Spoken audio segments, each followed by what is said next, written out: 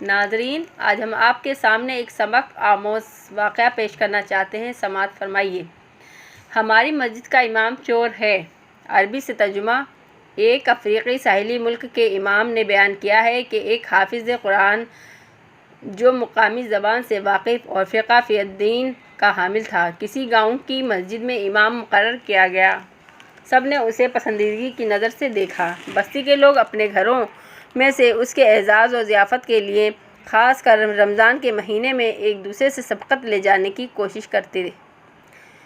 کچھ دنوں بعد ایک کنبے کی باری آئی، چنانچہ انہوں نے امام کو اپنے یہاں افطار کی دعوت دی۔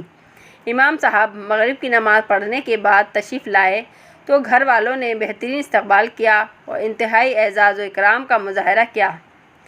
افطار سے فراغت کے بعد امام صاحب ان کو دعا دیتے ہوئے واپس ہوئے۔ اتفاق یہ کہ جب عورت نے ٹیبل کی صفائی اور استقبالیہ کمرے کو مرتب کرنا شروع کیا تو اسے یاد آیا کہ اس نے میز پر ایک خطیر رقم رکھی تھی اور اب وہ نہیں ہے۔ اس نے ہر کمرے میں تلاش کیا لیکن کوئی سراغ نہیں ملا۔ جب اس کا شوہر تراویح پڑھ کر واپس آیا تو اس نے اسے واقعہ سنایا اور اس سے پوچھا کہ کیا اس نے رقم لی ہے۔ اس نے تردید کی۔ غور کرنے کے بعد ان دونوں کو خیال آیا کہ امام کے سوا کوئی ان کے گھر میں داخل ہی نہیں ہوا۔ ہاں، ان کی ایک شیر خوار بچی تھی جو اپنے جھولے سے باہر ہی نہیں آئی۔ انہوں نے نتیجہ اخذ کیا کہ امام ہی ملزم ہے۔ لہٰذا وہ شخص اس بات پر سخت ناراض ہوا کہ امام نے یہ کام کیا۔ جب میں نے اسے اپنے گھر بلایا اور رمضان کے مہینے میں اس کا اعزاز و اکرام کیا اور جس کے بارے میں سمجھا جاتا ہے کہ وہ لوگوں کے لیے مقتدی اور پیشوا ہے، تاہم غصے کے باعث آدمی باحیا تھا۔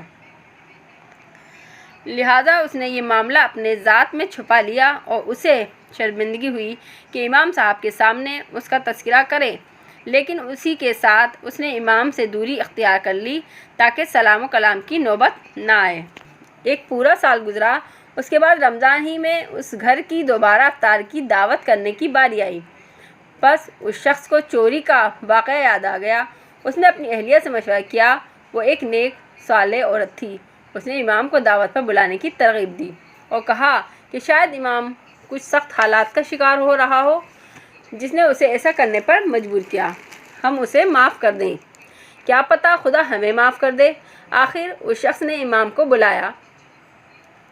جب وہ افطار ختم کر چکے تو آدمی نے پوچھا، کیا آپ نے محسوس نہیں کیا کہ میں نے گزشتہ رمضان سے آپ کے ساتھ اپنا رویہ تبدیل کر دیا ہے؟ امام صاحب نے کہا، میں نے کثرت مشاغل کے سبب اس پر دھیان نہیں دیا۔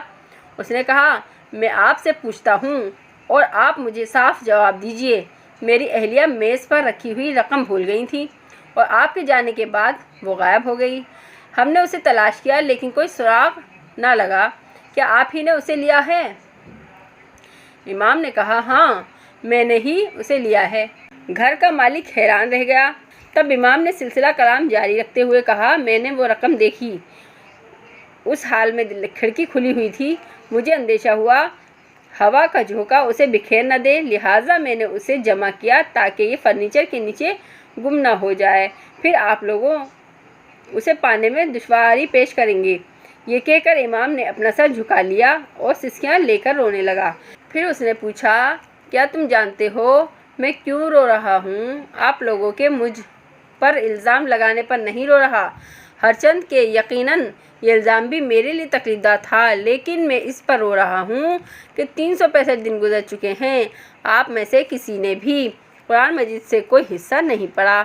اگر آپ ایک بار بھی قرآن کریم کھولتے تو تم کو اس میں تمہارا پیسہ مل جاتا۔ وہ شخص جلدی سے قرآن کی طرف لپکا اور اسے کھولا تو اس میں پوری رقم موجود تھی۔